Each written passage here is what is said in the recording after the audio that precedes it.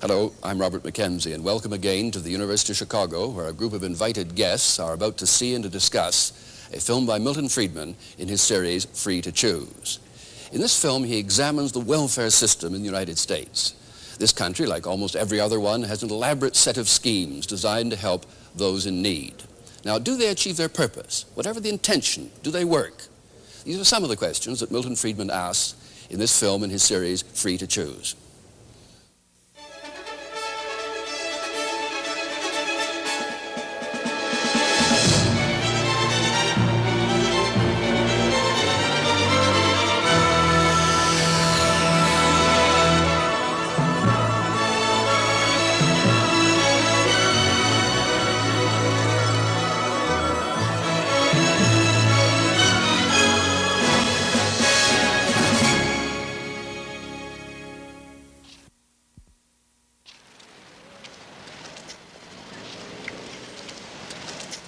After the Second World War, New York City authorities retained rent control, supposedly to help their poorer citizens.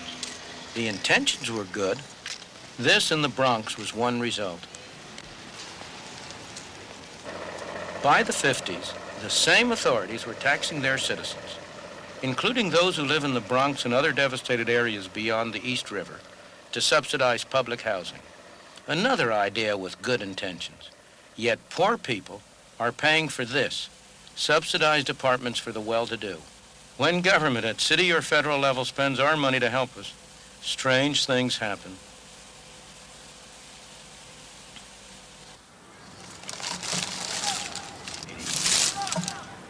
The idea that government had to protect us came to be accepted during the terrible years of the Depression. Capitalism was said to have failed, and politicians were looking for a new approach. Franklin Delano Roosevelt was a candidate for the presidency. He was governor of New York State. At the governor's mansion in Albany, he met repeatedly with friends and colleagues to try to find some way out of the Depression. The problems of the day were to be solved by government action and government spending. The measures that FDR and his associates discussed here derived from a long line of past experience. Some of the roots of these measures go back to Bismarck's Germany at the end of the 19th century, the first modern state to institute old age pensions and other similar measures on the part of government. In the early 20th century, Great Britain followed suit. Under Lloyd George and Churchill, it too instituted old age pensions and similar plans.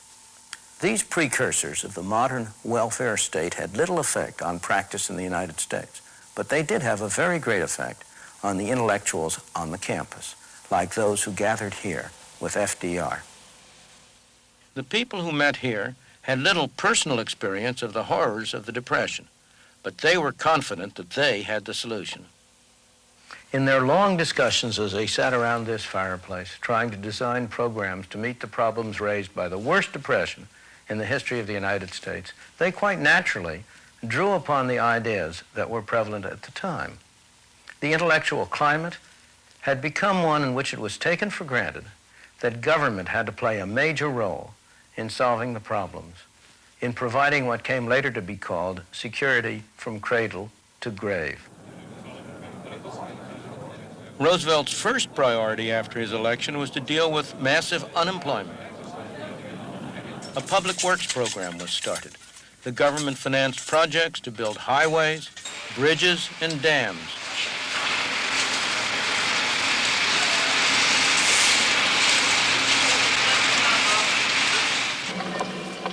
The National Recovery Administration was set up to revitalize industry. Roosevelt wanted to see America move into a new era. The Social Security Act was passed and other measures followed. Unemployment benefits, welfare payments, distribution of surplus food. With these measures, of course, came rules, regulations, and red tape, as familiar today as they were novel then. The government bureaucracy began to grow, and it's been growing ever since.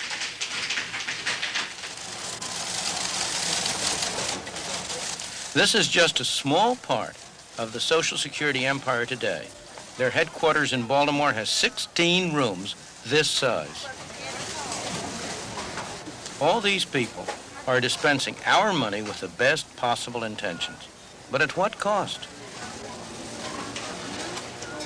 In the 50 years since the Albany meetings, we have given government more and more control over our lives and our income.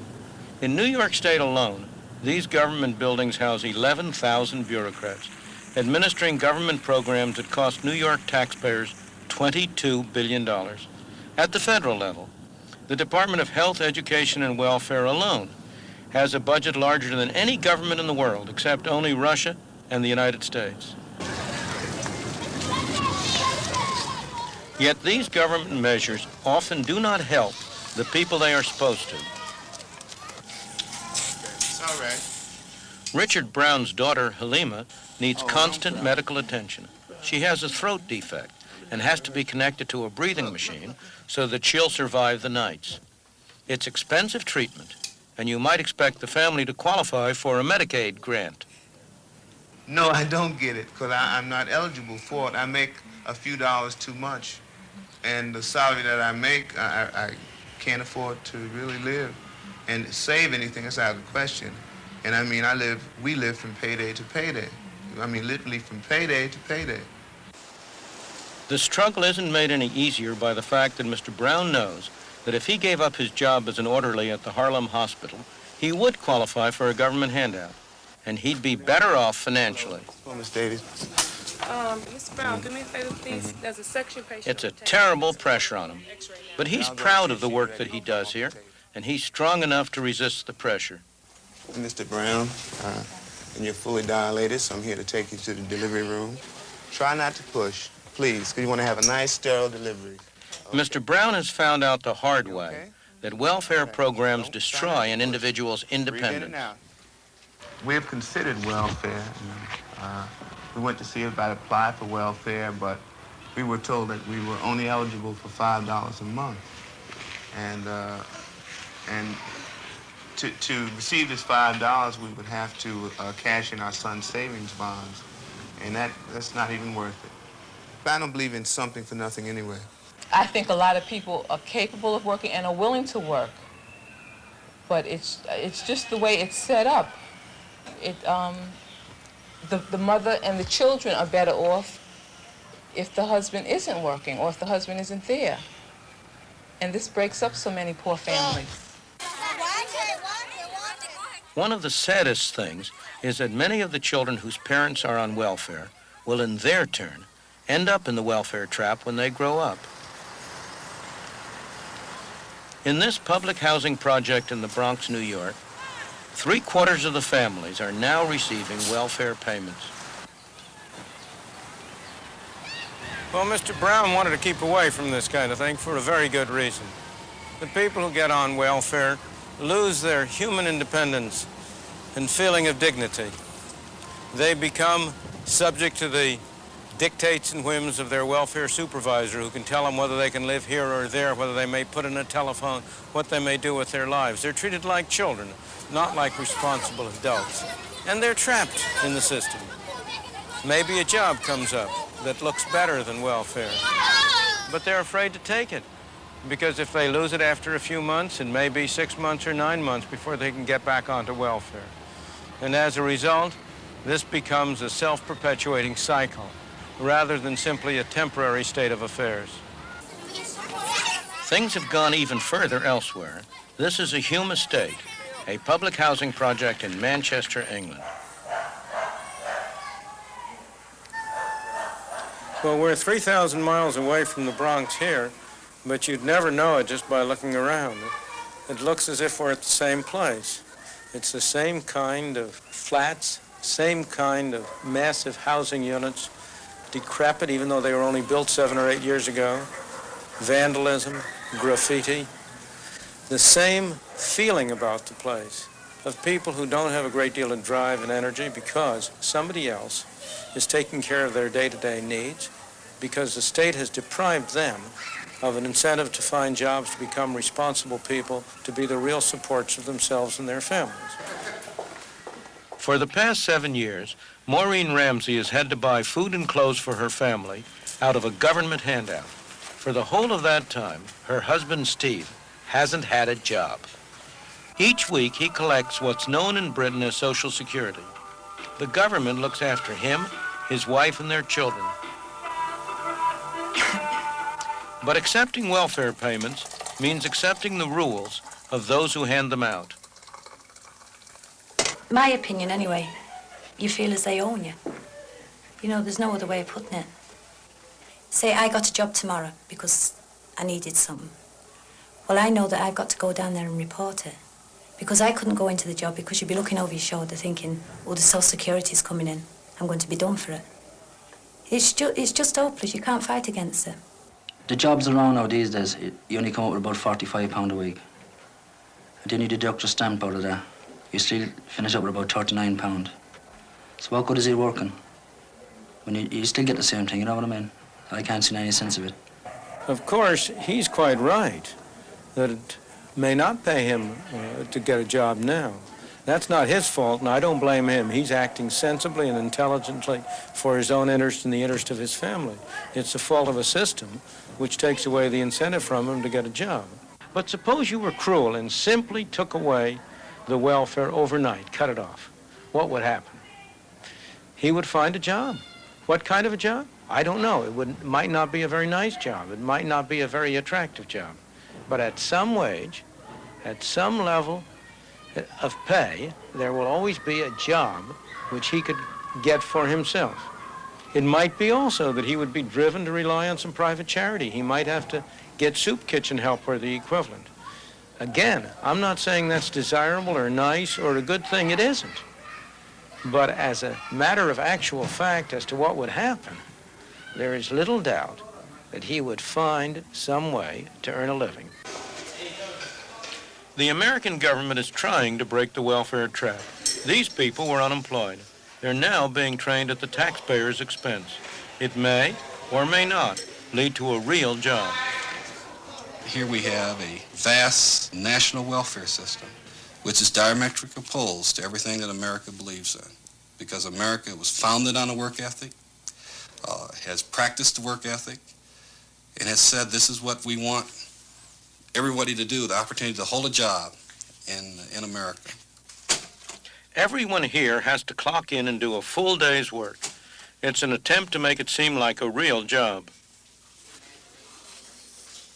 We're saying a job is a part of the American way of life, and we're going to help you find a job so that you can get a piece of the pie, you can pay taxes, you can become a part of that American dream.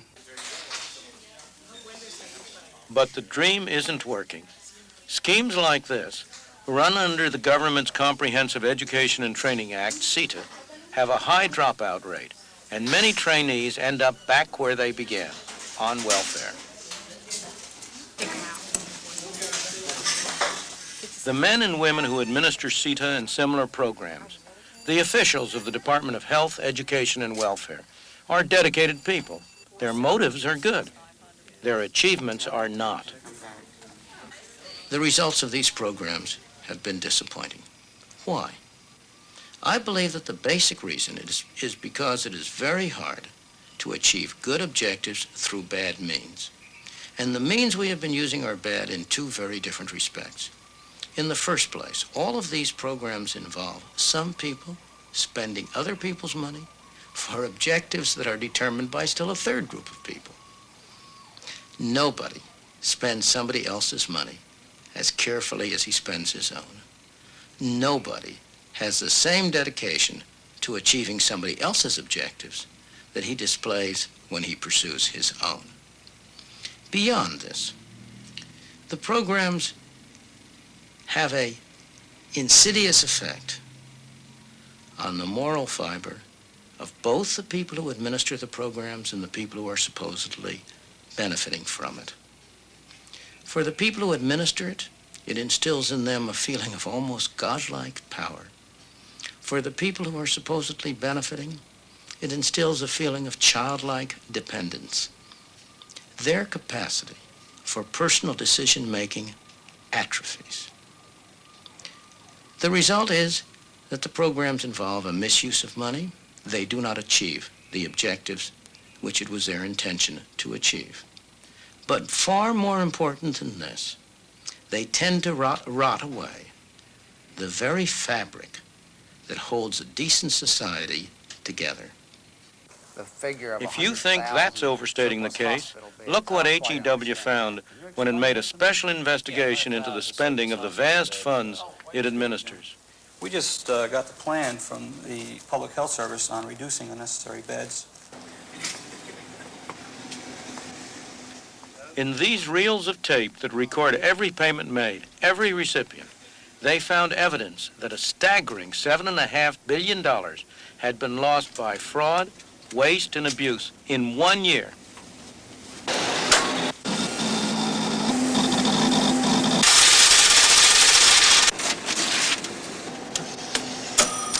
Doctors, building contractors, hospitals, schools, welfare recipients, everyone had been fraudulently dipping into the pot, and the investigation isn't over yet.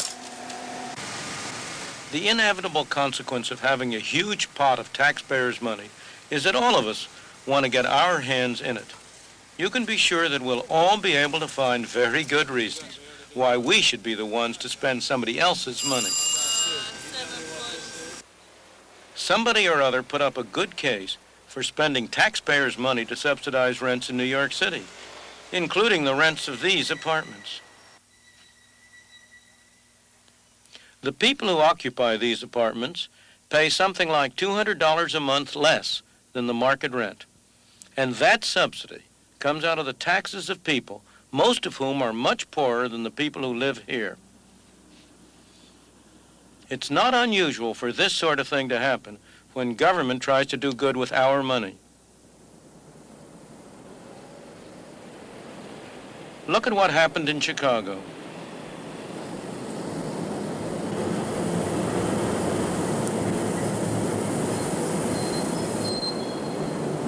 For most visitors, the immediate impression is of a rich, prosperous, bustling city.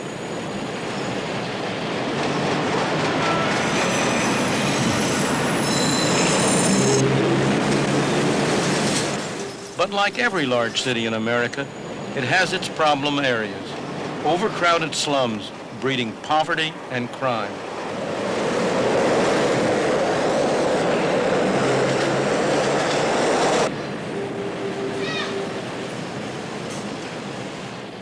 After World War II, one such area developed in Hyde Park.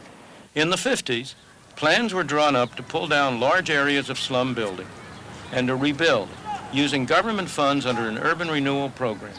It was to be a show project, replacing a blighted area with an integrated community. Who controlled the spending of that government money? It was, in fact, my own University of Chicago, which felt its very existence threatened by the spread of urban blight and crime. Government money was used to tear down an area that contained many small shops as well as families of low income. Once the area was cleared, private money rebuilt it with middle-class apartments, townhouses, and shopping complexes. The blight had been cleared here, but only to be shifted elsewhere. In many instances, when government administers large grants, a lot of those funds don't wind up directly serving the people and achieving the objectives that were the intent of the programs, because the grant has to feed that large government bureaucracy. Joe Gardner helped to set up an organization of local black people to protect their own interests. Previously, the blacks had rioted in the streets to try to get their way. Now it was to be done peacefully using government money. When government funds became available, the Woodlawn organization got control.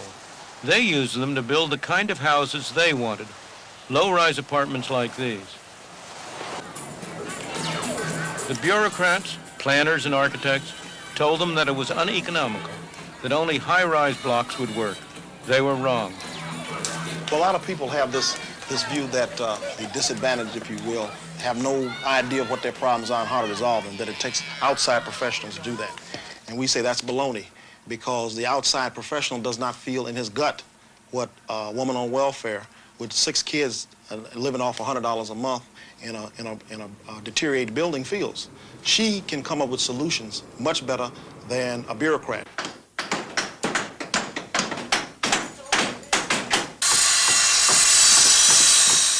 The intentions of this local community group are good. They want to rebuild the community as the community wants. I said, are you pretty pleased with the work we're doing? Yes, I am very pleased with it. But government money always corrupts. Look at the number of people rebuilding this garage. It doesn't make sense, except that these are CETA workers paid for by taxpayers' money. Government funds have allowed the organization to take over a whole area of Chicago. They now have their own supermarket.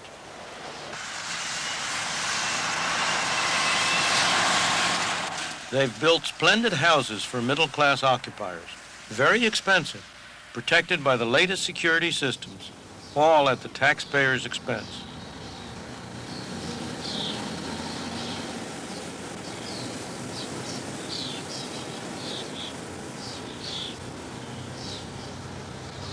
In a sense, TWO is rapidly becoming a mini government. At this particular point, we have approximately 400 employees. We have an operating budget of in excess of $5 million a year. So we are large. Large and expanding. Their next project is to redevelop this site. And that's only the first step in a 20-year plan that will cost $220 million, most of it coming from the taxpayers. In the South Bronx, they're very familiar with government protection, like the rent controls that made it uneconomic for landlords to maintain their buildings. They've moved out and the vandals have moved in. The South Bronx is an area where many of the people are on welfare and where the crime rate is high. But all this could change. A group of local people has begun to renovate these buildings, to build new homes. They call themselves Sweat Equity, because at first sweat and effort was all they could put into the project. Only later did they accept a small government grant. How long ago did you start working on this building? 4 months ago. On this building, right here. And I take it what you got to do is gut the whole thing from beginning to end. Right, totally gutted. And you'll have to rewire. Put new walls up, new floors, new ceilings, new everything. Worked in the winter, worked in the summer, worked when I had the chance to work. How many people have you got working here? A good 40 people. How do you keep them working? You know, some of them must want to get tired of it and pull off and so on. So how do you... Try to keep them interested. We show them what could be done in the future, what will be done in the future. And they get, well, at first, it's kind of hard to prove to somebody that in the next 3-4 years, what will come out of it. They can't see it in the long-range term. They only see it in the short, but they need money right now, and not in 2 and 3 years. Sure. So we try to show them that it will happen. It's true they now accept some government money, but so far, they've managed to retain their original philosophy that the best way to get something done well is to do it yourself. Okay, like what we're doing, we're bringing people out of the street, giving them something to look forward to. They have their own apartment, they'll be taking care of the area around it, they have a garden, they have something to look forward to. They can even get off welfare, we can even get them a job. So they can drop the welfare and have some self-pride. That's the whole thing about it, self-pride. Because as long as you're collecting from the government and sitting back, you have no worries. We're not sitting back, we're working. We're making that money come in. And we're putting it into our building. We're building ourselves up as well as the building.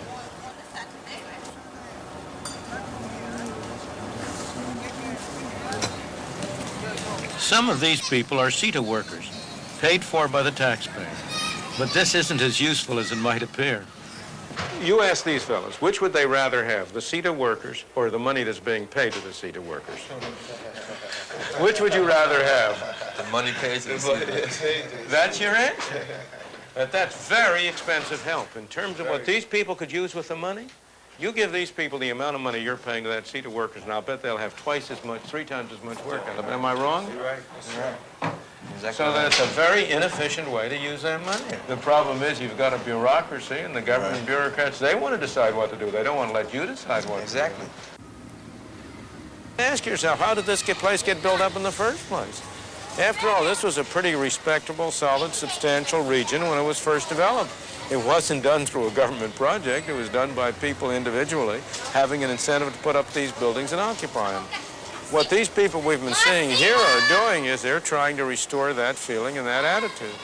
You'll have a far healthier community here if it grows out of the self-help of people like the people we've been talking to than if it's a paternalistic venture undertaken by governmental civil servants and bureaucrats who have to plan on a large scale for other people.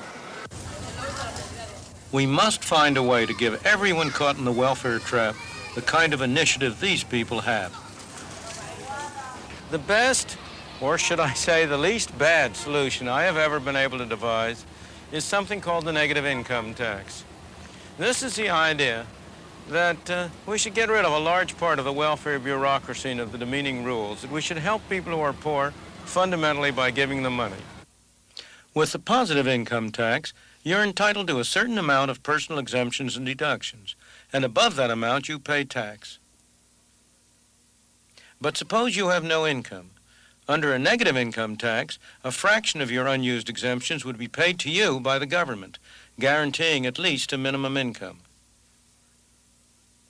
If you earned something, you'd still get a fraction of your unused exemptions, and you'd end up better off.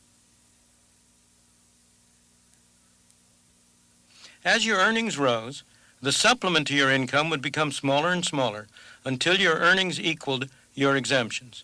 At that point, you'd break even, neither paying tax nor receiving a subsidy. It's not an ideal system. It's not the system we might have liked to get into, but it's a system which would have the effect of eliminating the separation of the society into those who receive and those who pay, a separation that tends to destroy the whole social fabric. It would mean that we could each of us take advantage of opportunities that opened up without fearing that if by some chance we lost our jobs, it would be a long time before we could get back on assistance. It would be a system that would give all of us an incentive gradually to improve our lives, would perhaps enable us over time to work ourselves out of the kind of mess we've gotten ourselves into. A mess we've gotten ourselves into for the very best of motives, but with the very worst of results.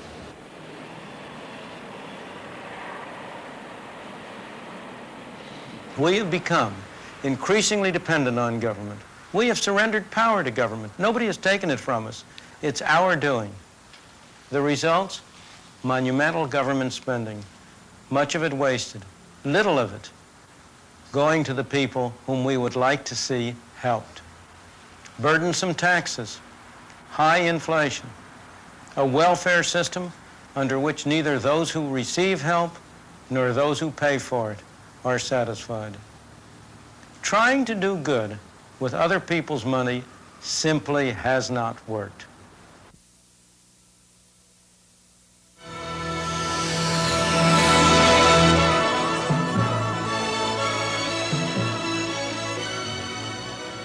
The discussion is already underway here at the University of Chicago, so let's join it. As I looked at the film, I had a growing sense of anger. Anger that position failed to recognize that the system that was being attacked was necessary in our capitalistic free enterprise system that by its own failure produces poverty and therefore requires governmental intervention in the interest of those people caught in the traps of poverty.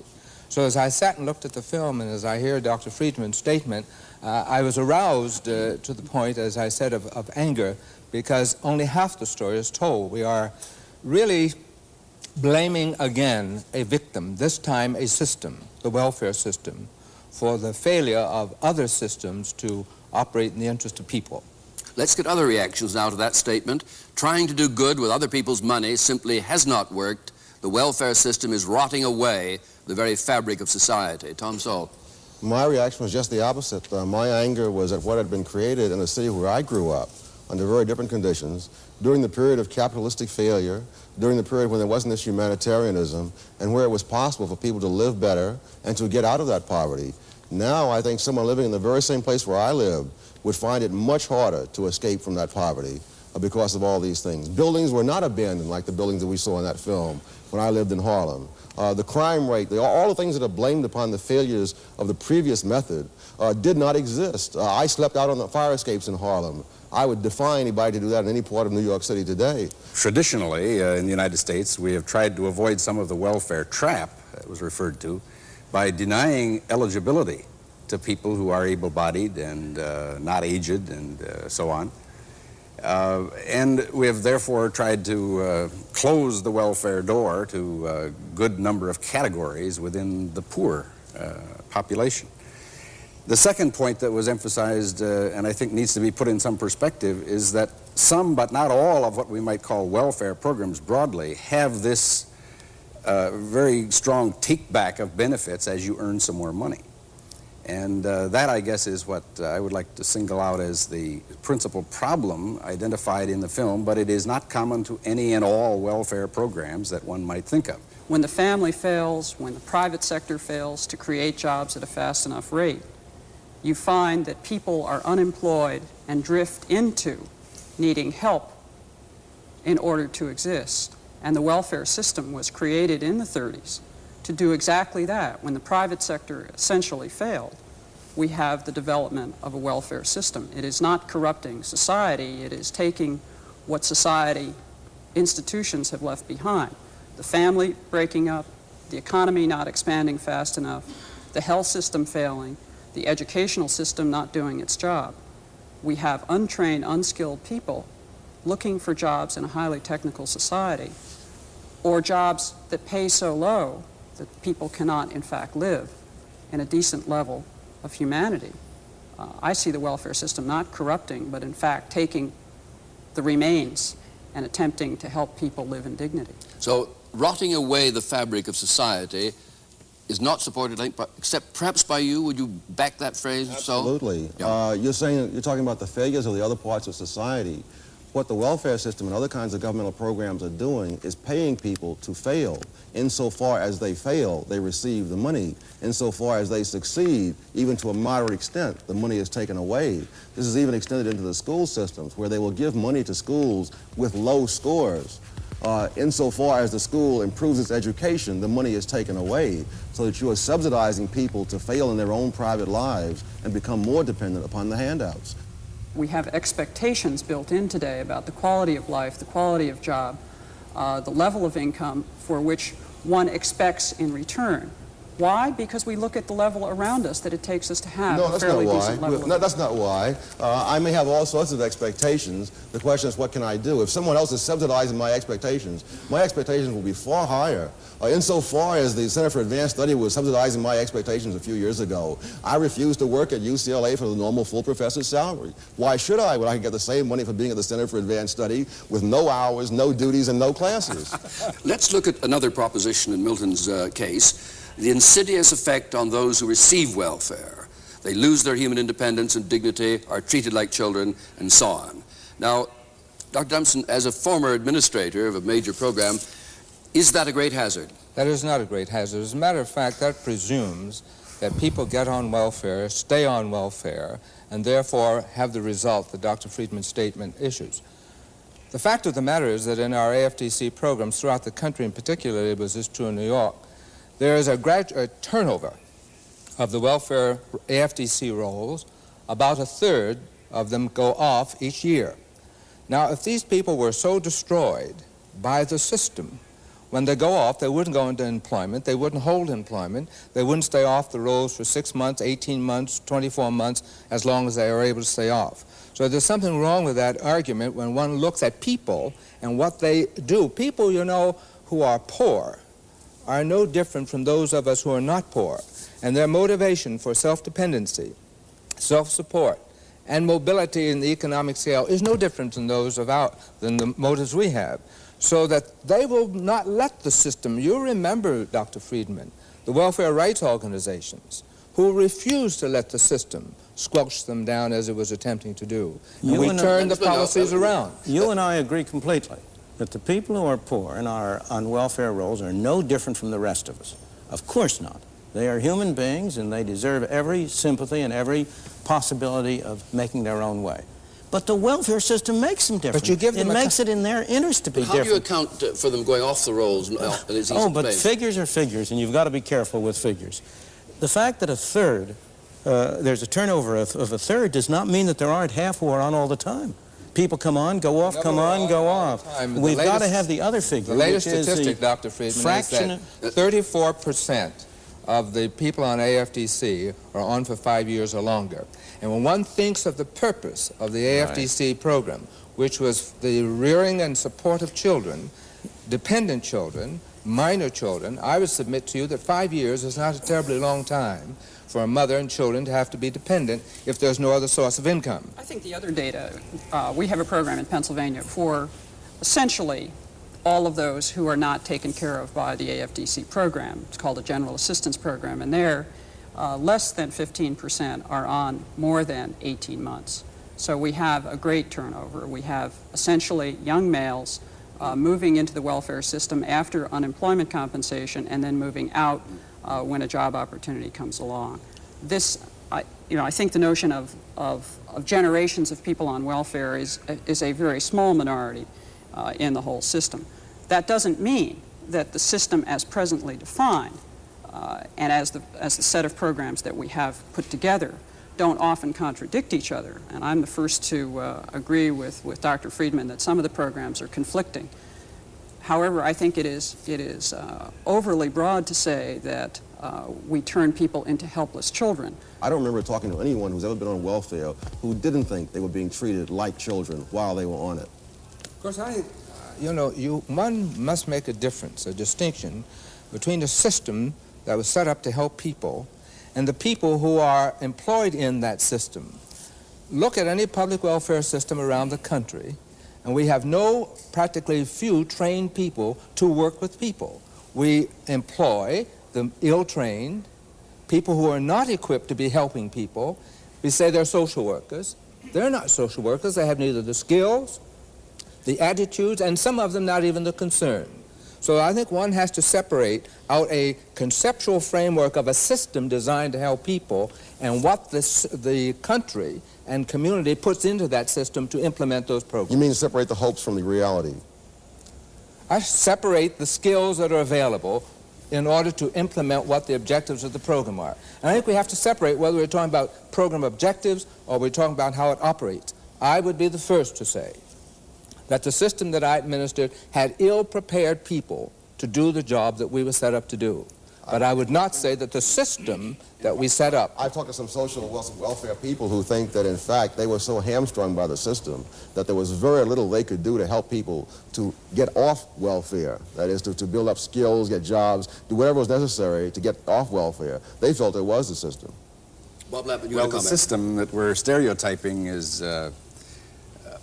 one of a great deal of paternalistic interference in individual families' lives. And in fact, isn't this true, Mr. Dumpson? The caseload is so high for an individual welfare worker that they can't do a lot of interfering in individual family lives. Moreover, in the last decade, there's been a real attempt to ease this welfare trap in AFDC by changing the take-back rate and by administering work expenses and child care expenses in such a way as to facilitate work by those who may want to do it. So it's not quite as harsh a picture as we sometimes get, that there is this omniscient welfare worker who's right there in the living room with the family making all their decisions for them. I've never heard of a government program which was defective, in which the people who ran it didn't say, if only we had more money to spend on what we're not being able to accomplish with the amount we're spending now. Milton, I'm going to move on now to some of your prescriptions in that film, because I think it's a good ground for discussion.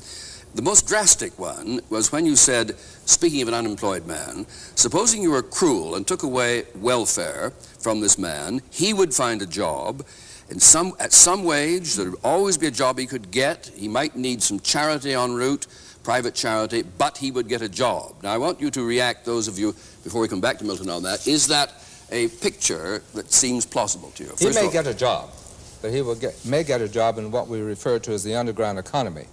And that's where a number of our youth are now going to get their jobs. Those activities that are illegal, and the only opportunity they have for earning part of a livelihood. I think the other issue is that you have a whole group of people who are the single female head of a household. And yes, cut off welfare tomorrow.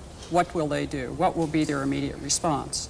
At what price to their small children and to their middle-aged children?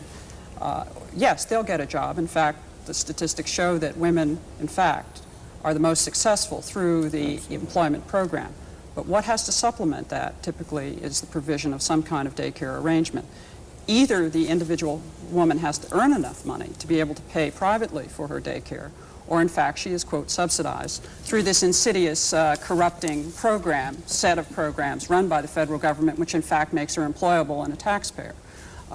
It's an interesting notion of trying to get people in a productive mode. Tom Sowell. It's incredible the way you start the story in the middle, as if there's a predestined amount of poverty, a predestined amount of unemployment, and that the welfare system is not itself in any way responsible for that. There is a predestined 20% of the bottom half of the population. I have never, that's always been true. There's going to be 20% at the bottom. I agree with you. It's also true that 20% of the bottom population doesn't have to be living on the government and ruled by the government. You mentioned, for example, the female-headed household. Many of those, in addition to the grown woman who has all the kids, are teenage pregnancies.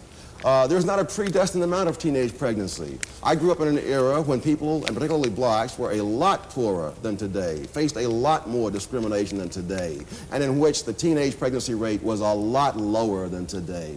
I don't believe there is a predestined amount of teenage pregnancy, a predestined amount of husband desertion. Gutman has done a study of the black family showing that this whole notion that the black family has always been disintegrating, that is nonsense, that his studies go up to 1925, the great bulk of black families were intact, two-parent families up through 1925, and going all the way back through the era of slavery. So it is now only within our own time that we suddenly see this inevitable tragedy which the welfare system says it's going to rush in to solve, but which it is itself a part. We're talking about a very small group. We're talking about 12% of the families are not intact, are not two-parent families at any one period of time. You mean among welfare recipients? No, or the among the public at large. We're talking about 12% of the families. 12%. That's right. That's a small number. But not of those on welfare. We're still talking about a significant component of the bottom 20% that are the bottom 20%. Whether they are above the poverty line or below the poverty line, they are still the bottom 20%. And the issue is, what is the responsibility of the other 80%, if any, toward those individuals? Does your program plan to eliminate there being a bottom 20%? No, but it intends to raise the bottom 20%. You're raising them by having more illegitimacy, more unemployment. That's I'm not making them have illegitimate children. I hope that's clear. I think, you don't have to do that. You simply subsidize it. We as human beings don't have a responsibility, but I hope we have a compassion and an interest in the bottom 20%. And I only want to say to you that the capitalist system, the private enterprise system in the 19th century did a far better job of expressing that sense of compassion than the governmental welfare programs are today. The 19th century, the period which people denigrate as a high tide of capitalism, was a period of the greatest outpouring of eleemosynary and charitable activity that the world has ever known. And one of the things I hold against the welfare system most seriously is that it has destroyed private charitable arrangements which are far more effective, far more compassionate, far more person-to-person in helping people who are really, for no fault of their own, in disadvantaged situations. I have to disagree with you, though, because I think that the whole notion of private property was excluded. Whole segments of society were excluded from the notion of private property in the 19th century, namely women, idiots, and imbeciles. And so I don't go back to the 19th century and hold that up as any paragon that we would want to replicate today. Anyway, I want Milton now to come to your major prescription, which I know you don't say is on the agenda for tomorrow, but it lies ahead. That is the negative income tax. And I'm not sure people fully understand how it would work. We can't, I think, go into the details of it, but I'd like to get a reaction around the panel, first of all. Is this a viable approach to the enduring problems of poverty? Negative income tax. I think it's a viable approach to some part of the problems of poverty. It involves, first of all, cash payments rather than in-kind payments, as I understand it. It involves payments on a non-categorical basis. What do you mean non-categorical? That is to say, it doesn't matter whether you're a female-headed family or a male-headed family, or whether you're young or old, whether you're sick or well. If your income falls below a certain level, it does pay some guaranteed income level for people based on family size, and then it has a take-back rate, which is modest, I suppose, by definition. Now, the question is how many things you want to use that program to replace. How many things you want to replace with such a negative income tax program. Would you replace everything with, just to clear that point up, would you virtually wipe out the remaining forms of welfare if you got this program going? Yes, I would not. I think its purpose is precisely to provide a transition between where we are now and where we would like to go, because because I agree with you that given that we've corrupted the people on welfare and gotten them on there, we do have an obligation not to throw them out in the street and put them in the difficult adjustment you've made. We've got to ease it off. Sure. And so, but I would want to replace all present welfare programs. Now let's get reactions to this and we'll come back to you. Well, I saw some figures recently which said that if you took all the money spent on poverty in the United States and divided it by all the poverty family, you come up with a figure of $32,000 per family. Now, the average poverty family apparently is not getting the $32,000. And so clearly someone in between the Treasury and those families is getting an awful lot of that money. And I think that if you simply eliminated the middleman, as they say in the commercials, that there'd be an awful lot of benefit both to the poor and to the taxpayers. I'm supportive of the negative income tax concept and the objective of it. I'd like to point out, however, that administratively we have another bureaucracy set up. Somebody has to take into account earnings. Someone has to decide when to pay back that which they're entitled to. There's a time lag between the paying back, the earning and the paying back. There are a variety of problems in there that I will be prepared to accept, but I want you to know that government intervention is not going to be eliminated. The issue that I have is, where do children come in? What are their rights under a negative income tax? And are we, by building in a negative income tax, in fact subsidizing the illegitimacy that Tom Sowell is so concerned about? The major reason it is not feasible today to have a negative income tax is because the present welfare bureaucracy would be out of work.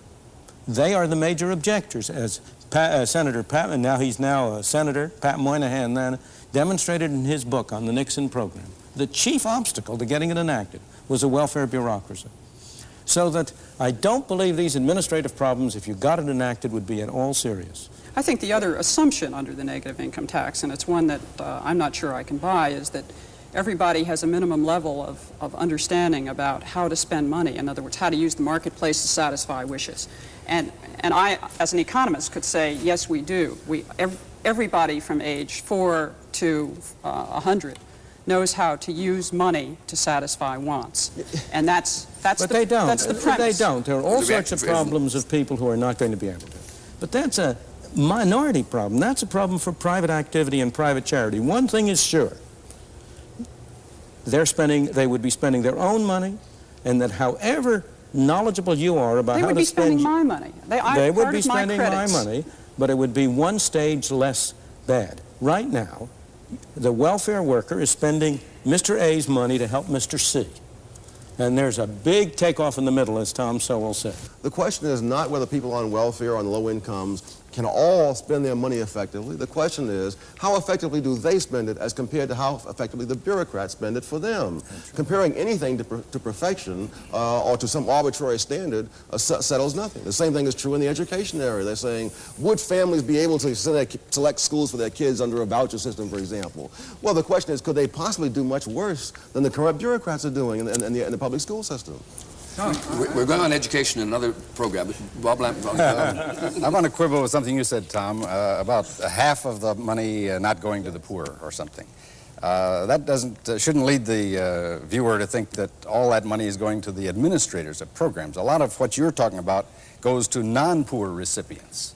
For example, Social Security as a program pays roughly half of its benefits to people who otherwise would not be poor.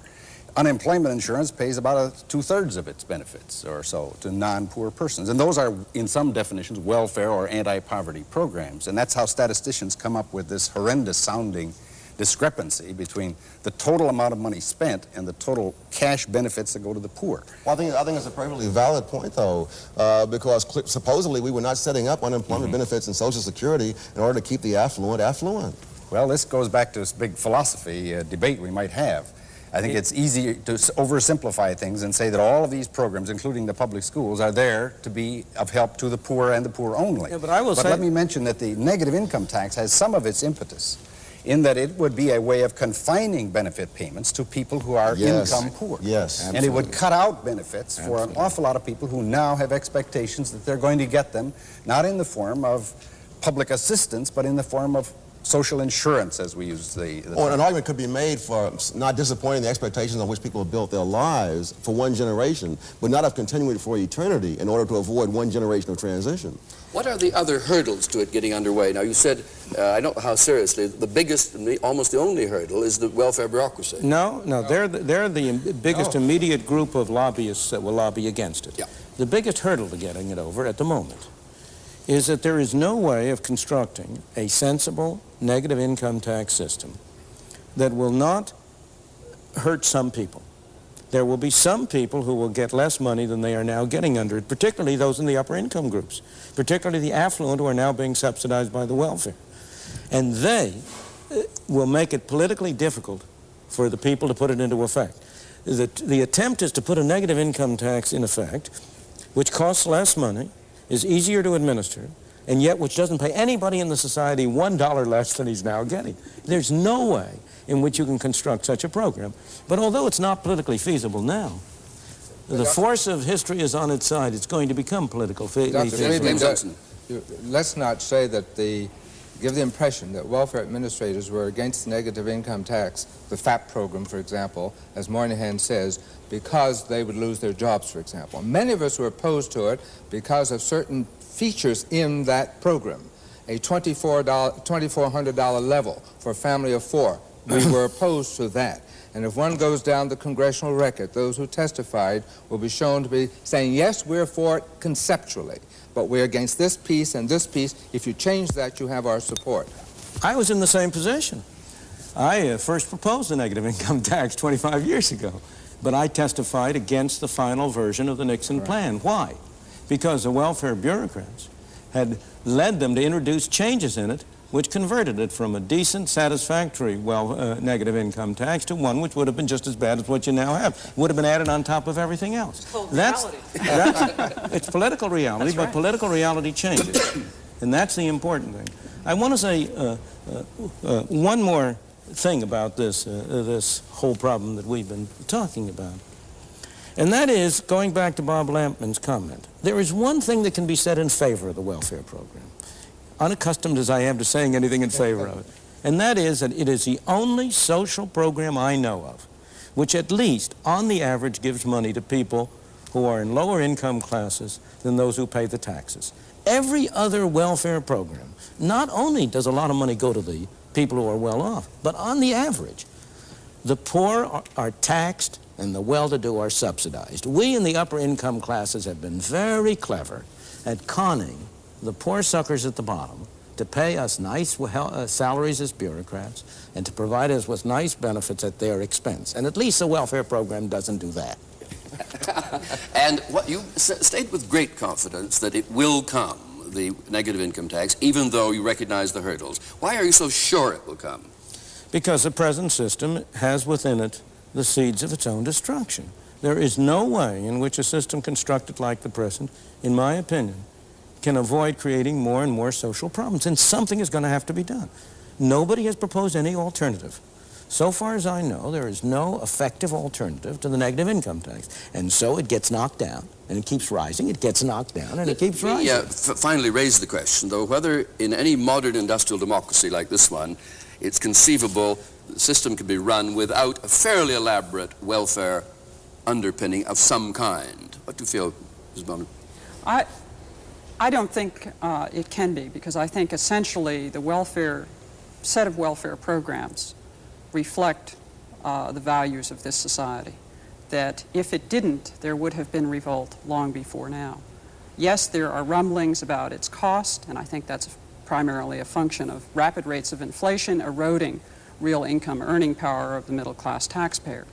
But I think on one level, we wanted to give up the responsibility of caring, the responsibility of day-to-day actual caring. And in a technical, modern, industrial society like we have the tax system and the government system is probably isn't viable alternative.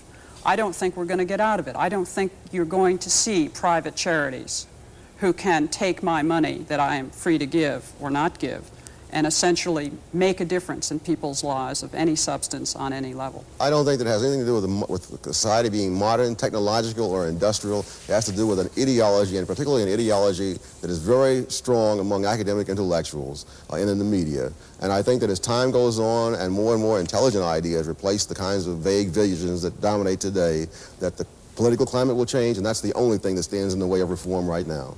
James Dumpson? I don't think you're going to get rid of the system, but I'm interested in a welfare system. I'm interested in Tom's last statement about academicians and theorists and so forth. We forget that we're talking about people, and we may sit in the ivory tower and talk about whether this system will work and either logically or ideologically why it won't work. At the same time, there are masses of people outside who are locked out of the system that you and I are part of. And somehow we've got to make sure that those people are taken care of. And the short of not doing it, of course, means that your safety and my safety and the vitality of this government and of our country is at stake. The mayor of the city of New York asked me when we had a strike, what would I do if I couldn't get checks out to people when our workers were on strike? And I said to him after the first month, chaos. And he said, what do you mean? I said, no man or woman in the city of New York, you included, Mr. Mayor, will be safe if we cannot take care of people who Well, there we leave this discussion, and hope you'll join us for the next episode of Free to Choose.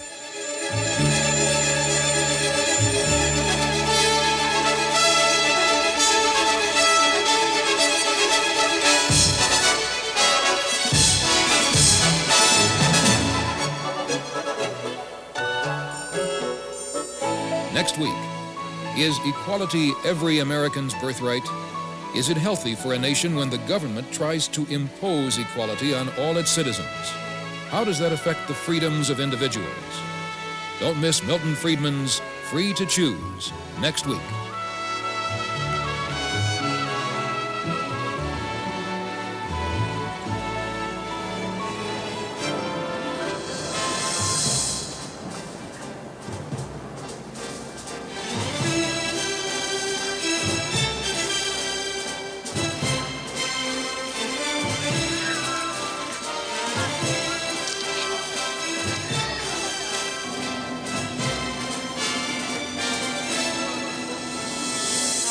Okay, so everything's gonna be fine. Just keep breathing in and out. Try not to push.